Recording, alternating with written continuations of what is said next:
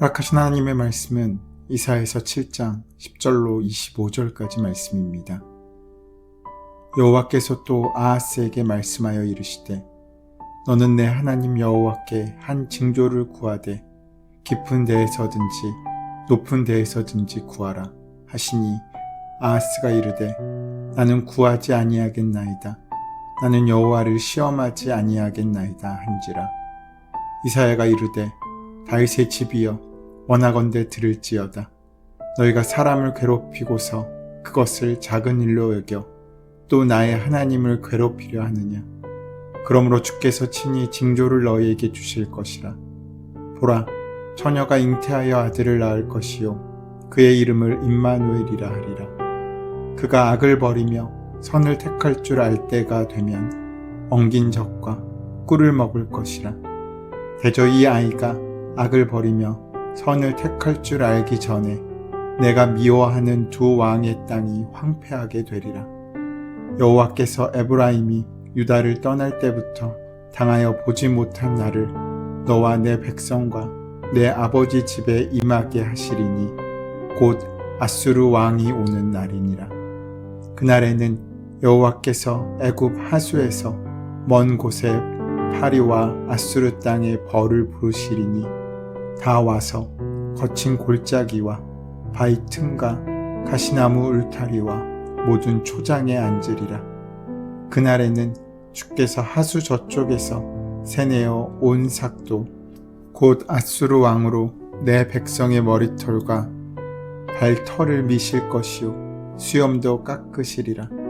그날에는 사람이 한 어린 암소와 두 양을 기르리니 그것들이 내는 젖이 많으므로 엉긴 젖을 먹을 것이라. 그 땅 가운데에 남아있는 자는 엉긴 젖과 꿀을 먹으리라.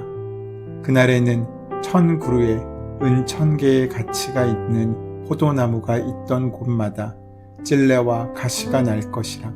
온 땅에 찔레와 가시가 있으므로 화살과 활을 가지고 그리로 갈 것이요 보습으로 갈던 모든 산에도 찔레와 가시 때문에 두려워서 그리로 가지 못할 것이요 그 땅은 소를 풀어놓으며 양이 밟는 곳이 되리라.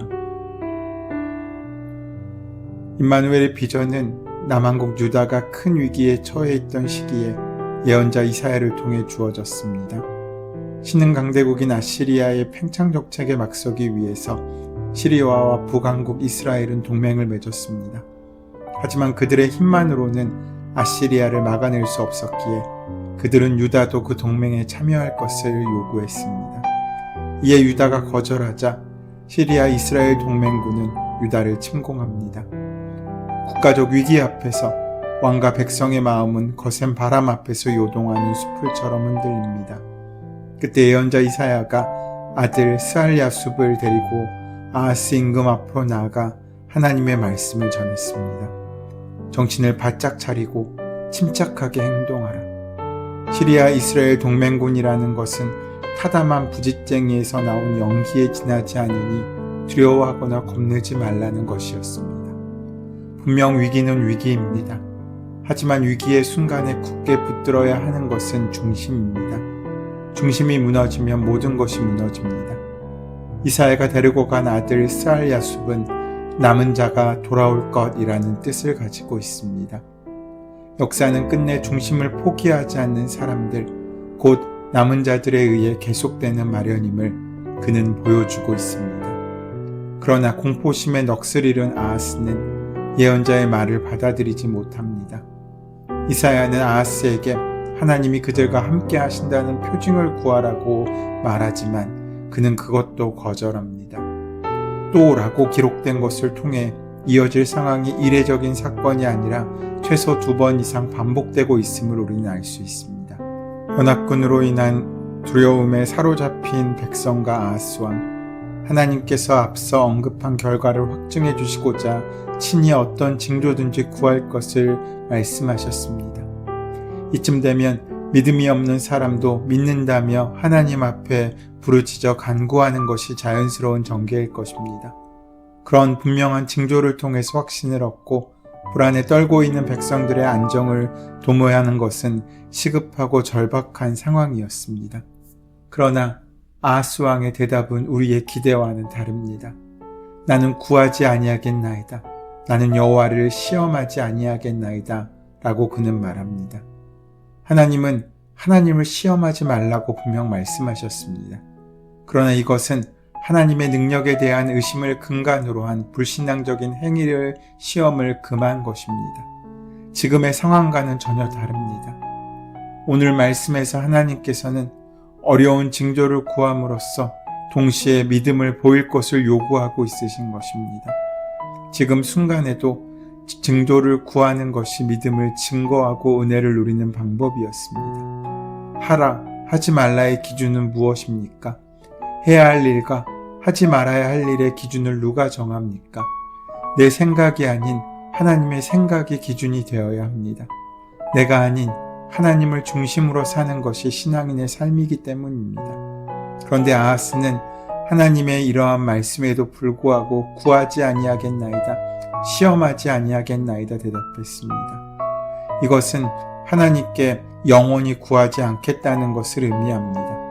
하나님께서 징조를 구하라고 해도 아하스 왕은 구하지 않고 하나님을 시험하지 않을 것이라고 단호하게 말합니다. 참 대단합니다. 그런데 이것은 신앙의 고백이 아니라 불신앙의 표현이었습니다. 즉, 하나님을 신뢰하기 때문에 그런 것을 구하지 않아도, 또 하나님을 시험하지 않아도 하나님의 역사하심을 충분히 믿을 수 있습니다 라는 고백이 아니었다는 것입니다. 풍전등화와 같은 어려움 속에서도 아하스 왕이 이와 같은 행동을 선택할 수 있었던 이유는 분명합니다. 하나님이 아닌 다른 무언가를 믿고 있었기 때문입니다. 아하스의 마음에는 하나님의 뜻과 하나님의 말씀보다는 자신 생각과 자신의 방법으로 가득 차 있었습니다. 아하스의 생각 속에서는 북이스라엘과 아람이 연합했다면 나는 초강대국인 아수르를 의지하는 것이 가장 좋은 해결책이었습니다. 그는 강성했던 아수르 제국의 도움을 기대하고 있었던 것입니다. 그러니 하나님께 구하라는 그 하나님의 말씀은 자연스럽게 들리지 않았던 것입니다. 징조를 거절하는 아하스에게 하나님께서 친히 징조를 말씀하십니다. 이사야는 더는 기다리지 않고 하나님이 보이실 징조의 내용을 선포합니다. 그는 주님께서 다윗의 왕실에 주는 징조를 예고합니다.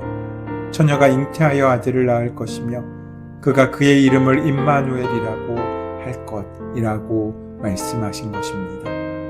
하나님이 우리와 함께 하신다는 의미의 임마누엘의 실현, 전능하신 하나님의 능력이 아니고서는 불가능한 일입니다. 그 불가능한 탄생을 예고하고 있으십니다. 이어 그가 국가적 혼란기에 태어나며 그가 어린아이일 때 두 왕의 땅이 황폐하게 될 것을 15절과 16절에서 예언합니다. 이사야는 포위된 조국을 위해 태어난 운명의 아이의 이름이 임마누엘이라고 말합니다. 그 아이는 참으로 어려운 시기에 태어났습니다. 수많은 위기를 견뎌야 했을 것입니다. 하지만 지키고 보호해야 할 그 아이의 존재야말로 하나님이 그들과 함께 하신다는 증표라는 것입니다. 절망 속에 던져진 역설적인 희망입니다. 캄캄한 어둠 속에 비춰진 한 점의 불빛입니다. 그 아이가 선악을 구분할 줄 알게 되면 엉긴 적과 꿀을 먹을 것이고, 선악을 구분하기 전에 아람 나라와 북이스라엘이 황무지가 될 것이라고 합니다. 그러니까 지금은 두 나라가 연합해서 쳐들어올 것이 너무나 힘들고 그것이 크게 보여서 도무지 해결될 수 없는 난제처럼 보일지라도 하나님께서 그것이 아무것도 아님을 말씀해주고 있으신 것입니다. 그리고 이 예언은 700년 후인 처녀인 마리아를 통해서 이 땅에 오실 예수 그리스도가 예표되고 완성하십니다. 당장 지금 눈앞에 쳐들어온 적들이 두려운데 700년 후에 이루어질 예언은 어떠한 도움도 되지 않을 것처럼 여겨집니다.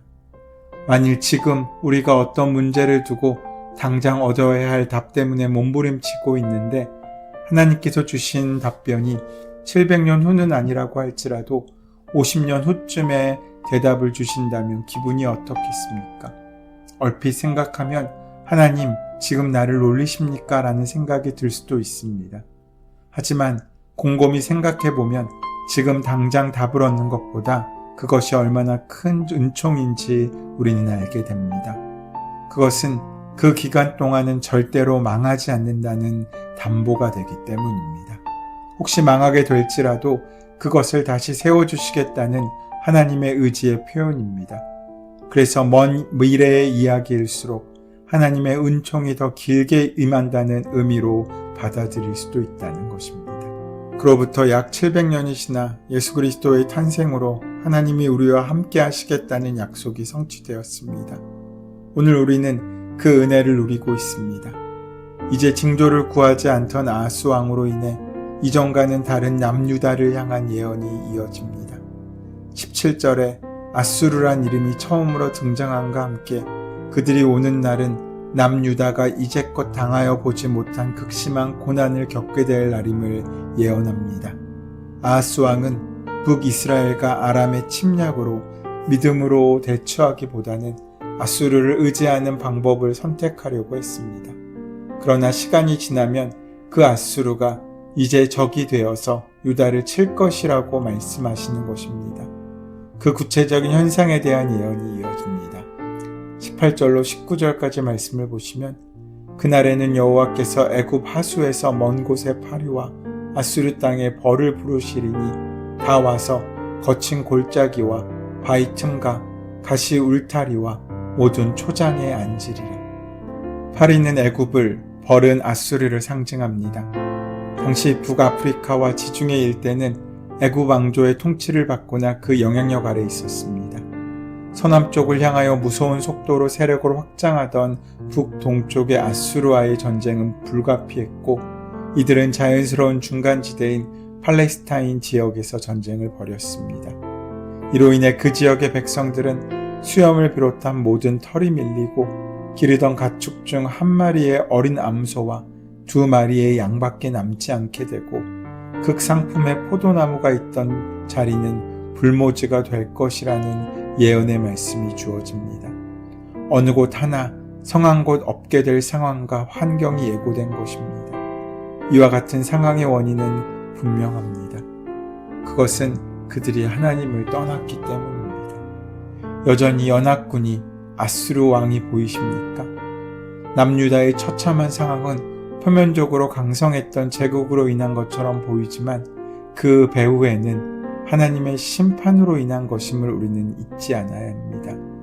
문제가 우리에게 임할 때 우리에게 가장 큰 것은 문제 때문에 하나님을 바라보지 못하고 하나님을 잃어버리게 된다는 것입니다. 아하스 왕은 아람과 이스라엘 연합군으로 인한 두려움 속에서 하나님을 바라보지 않았습니다. 선지자 이사야가 눈앞에 있었고 그를 통해 하나님의 말씀이 들려졌음에도 불구하고 그는 이미 다른 것에 정신이 팔려 있었던 것입니다. 막강했던 아수르의 도움을 기대한 결과는 참혹했습니다. 우려했던 연합군으로 인함이 아닌 도리어 믿고 의지했던 아수르에 의해 그들은 패망하고 폐허가 되었습니다. 여호와는 구원이시다 이사야를 대면했음에도 하나님이 우리와 함께 하신다 라는 임마누엘의 소식을 들었음에도 그저 그 소식을 듣고 이사야를 보는 것이 전부였습니다. 하나님께서는 오늘도 우리의 눈을 뜨게 하셨습니다. 우리의 귀를 열어 말씀을 듣게 해주셨습니다. 오늘 우리도 아하스와 같이 행동한다면 우리의 삶을 통해 성취되어질 하나님의 말씀은 전혀 기대할 수 없을 것이고 하나님의 능력은 그저 남의 이야기가 될 것입니다. 윤리와 도덕이 땅에 떨어지고 물질 만능주의가 왕노릇하는 지금의 세상, 이 세상 속이 아닌 저 세상을 보며 하늘을 바라보며 믿음으로 이 땅을 걸어가야 합니다.